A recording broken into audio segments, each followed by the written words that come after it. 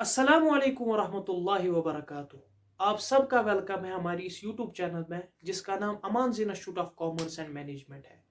बेटा, अगर आप क्लास 12th के स्टूडेंट्स और आपको अकाउंट्स के रिगार्डिंग कॉन्फिडेंस में कमी लग रही है तो आपके लिए हम ये सीरीज लाए हैं जिसमें हम पास्ट 10 ईयर्स के क्वेश्चंस को करने वाले हैं।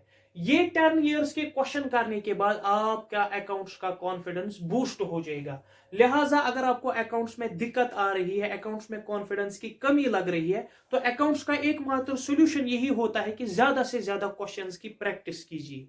जब आप ज्यादा से ज्यादा क्वेश्चंस को प्रैक्टिस करोगे तो आपको कॉन्सेप्ट्स के ऊपर ग्रिप आने लगती है। जब आपके कॉन्सेप्ट्स इजी होते हैं तो फिर इजीली आप क्वेश्चन को क्रैक कर पाते हो। बेटा, उसी के रिगार्डिंग हमने ये सीरीज स्टार्ट की है। इसमें से जो हमने पहला चैप्टर स्टार्ट किया है वो है एडमिशन ऑफ ए पार्टनर। और इस एडमिशन ऑफ ए पार्टनर के ऊपर आज का जो हमारा टॉपिक है वो है कैलकुलेशन ऑफ न्यू रेशो। इसके ऊपर बेटा हम क्वेश्चन करने वाले हैं। तो इस कैलकुलेशन ऑफ न्यू रेशो को समझाने से पहले बेटा मैं आपको कुछ एग्जाम्पल दूंगा। एग्जाम्पल के बाद मैं आपको क्वेश्चंस कराऊंगा। जब आप वो एग्जाम्पल बेटा समझोगे तो आपको क्वेश्चन करने में बहुत आसानी लग जाएगी। ठीक है बेटा, जो मैं बेटा बुक रेफर करने वाला हूं ये स्पेशली जेके बोर्ड स्टूडेंट्स के लिए है। मेरी जो बुक रहेगी वो रहेगी कल्याणी पब्लिशर।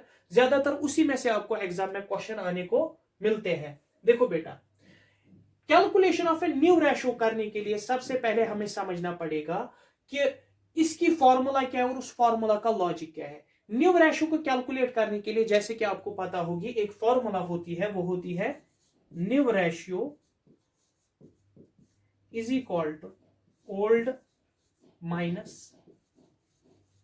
सेक्रीफाइस।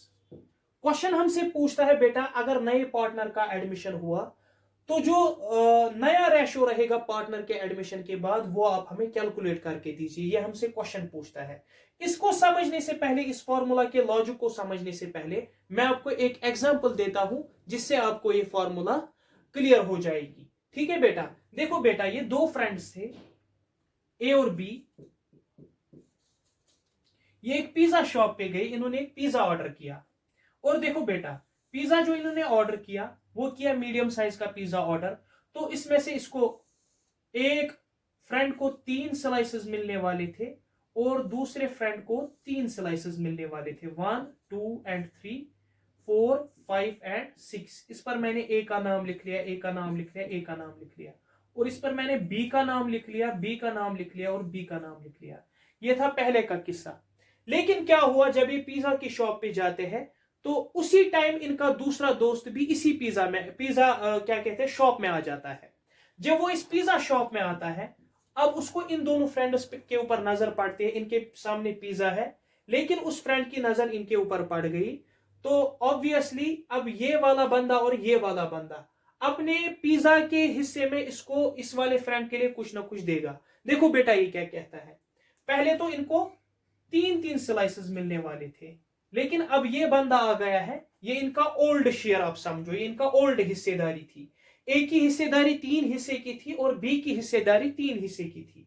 देखो बेटा, लेकिन जब सी शॉप में एंटर हो गया, इस एग्जाम्पल को ये आपको लगेगी या क्या एग्जाम्पल दे दी, लेकिन इस एग्जाम्पल से आपको बहुत ज्यादा क्लियरिटी मिलेगी इस फॉर्मूला के रिगार्डिंग।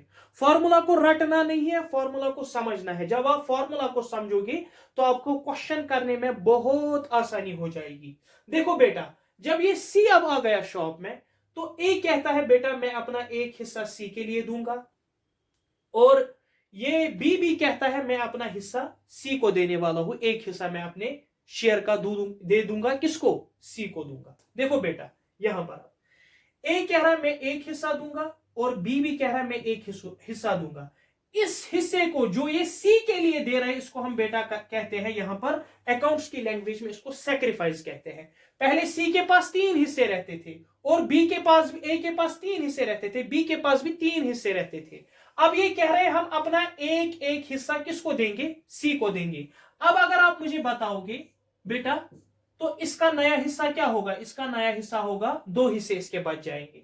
इसका भी नया हिस्सा क्या बन जाएगा, 2 हिस्से इसके बन जाएंगे। और जो सी है इसको 1 + 1 इन्हीं का हिस्सा इसका शेयर बन जाएगा। इसका शेयर क्या बन जाएगा, इसका शेयर भी 2 बन जाएगा। लिहाजा यहां पर हमारी नई रेशो क्या बन गई, जो इनकी हिस्सेदारी है वो बन जाएगी 2:2:2 में। बेटा ये क्या करेंगे, हिस्सा शेयर करेंगे। आई बात समझ। अब यहां पर देखो, इसको मैं अब कॉमर्स के एग्जांपल से बेटा समझाता हूं। ये दो पार्टनर्स थे ए और बी। लेट सपोज इनका जो प्रॉफिट होता था वो ये क्या करते थे बेटा, इनका प्रॉफिट अगर 1 लाख होता था, इसमें से 50% ए को जाता था, मीनस 50,000 ए लेता था, और इसका 50,000 कौन लेता था बेटा, बी लेता था बेटा। ठीक है बेटा, ये आप एग्जांपल को क्लियरली समझो, फिर आपको क्वेश्चन करने में आसानी हो जाएगी। ए पहले लेता था इसका 50,000, इसका 50,000, मीनस ये 1:1 में अपना हिस्सा बांट देते थे। मीनस इसका 50% ए लेता था और 50% बी ले लेता था। अब देखो बेटा, ए को 50% और बी को 50% मिलता था। लेकिन अब ये चाह रहे हैं बेटा नए पार्टनर को लाना। जब ये नए पार्टनर को लाएंगे तो ऑब्वियसली इसको भी अपने हिस्से में से नए पार्टनर के लिए कुछ ना कुछ देना पड़ेगा, इसको भी अपने हिस्से में से नए पार्टनर के लिए कुछ ना कुछ देना पड़ेगा।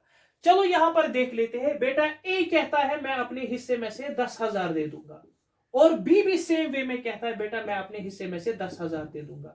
आपसे क्वेश्चन पूछता है यहां पर बेटा, जरा बताओ अब ए बी और सी की नई हिस्सेदारी क्या होगी। आप सिंपली कहोगे बेटा पहले 50,000 लेता था, लेकिन नए पार्टनर के लिए अब अपने हिस्से में 10,000 देने वाला है, तो इसका नया हिस्सा बनता है 40,000। और बी के लिए भी बेटा आप सेम कहोगे कि ये पहले 50,000 लेता था और नए पार्टनर के लिए 10,000 दे रहा है, तो इसका भी बन गया 40,000। नया पार्टनर तो इसमें था ही नहीं, तो नए पार्टनर का जो शेयर होगा वो होगा इसका 10,000 प्लस इसका 10,000। यही नए पार्टनर का हिस्सा बन जाएगा। अब नए पार्टनर को कितना मिलेगा, 20,000। इस तरह से अब 1 लाख का डिस्ट्रीब्यूशन होगा। पहले ये 50 लेता था, अब ये 40 लेगा। पहले ये 50 लेता था, अब ये 40 लेगा। इसका कुछ नहीं था, अब इसको 20,000 मिलने वाला है। इसी फॉर्मूला का समझो बेटा, न्यू रेशो कहता है ओल्ड माइनस सैक्रिफाइस। पहले पार्टनर कितना लेता था, 50,000, ये किसका ओल्ड शेयर था। अच्छा, सैक्रिफाइस, नए पार्टनर को उसने अपने में से कितना दिया, उसने दिया 10,000, तो उसका जो नया रेशो होगा वो क्या होगा, नया शेयर जो उसका होगा वो होगा 40,000। यहां पर भी बेटा देखो, इसका ओल्ड शेयर था, ओल्ड हिस्सेदारी थी इसकी 50,000 की, और नए पार्टनर के लिए बेटा दे रहा है 10,000, तो इसका नया हिस्सा कितना बना, पार्टनर के आने के बाद, नए पार्टनर के आने के बाद इसका हिस्सा 40,000 बन गया। अब यहां देखो सी, जिसका कोई शेयर नहीं था फर्म में इससे पहले, लेकिन जब इसको फर्म में लाया गया तो इसने अपने हिस्से में से 10,000 दिए, इसने अपने 10,000 दिए, तो इसका हिस्सा बना 20,000। इस तरह से बेटा हम न्यू रेशो के लॉजिक को समझ लेते हैं। आई बात समझ, ये है बेटा न्यू रेशो का लॉजिक, इसीलिए ये फॉर्मूला आती है ओल्ड माइनस सैक्रिफाइस। ठीक है बेटा।